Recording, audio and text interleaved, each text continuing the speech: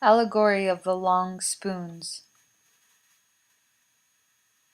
I once ascended to the firmaments. I went to see hell, and the sight was horrifying. Row after row of tables were laden with platters of sumptuous food, yet the people seated around the tables were pale and emaciated, moaning in hunger. As I came closer, I understood their predicament. Every person held a full spoon, but both arms were splinted with wooden slats, so he could not bend either elbows to bring the food to his mouth. It broke my heart to hear the tortured groans of these poor people as they held their food so near but could not consume it. Next, I went to visit heaven. I was surprised to see the same setting as I had witnessed in hell, row after row of long tables laden with food. But in contrast to hell, the people here in heaven were sitting contentedly, talking with each other, obviously sated from their sumptuous meal.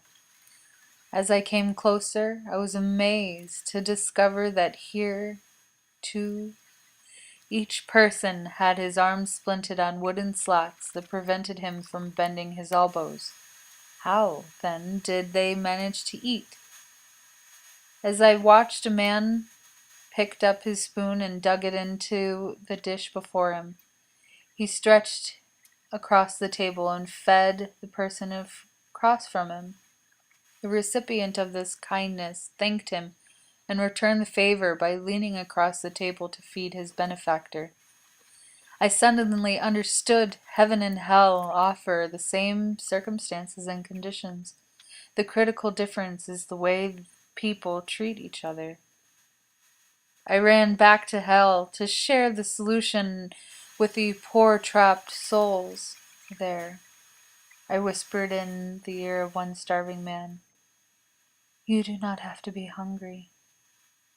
Use your spoon to feed your neighbor, and he will surely return the favor and feed you." "You expect me to feed the detestable man sitting across the table?" he said angrily. "I would rather starve than give him the pleasure of eating." I then understood God's wisdom in choosing who is worthy to go to heaven and who deserves to go to hell.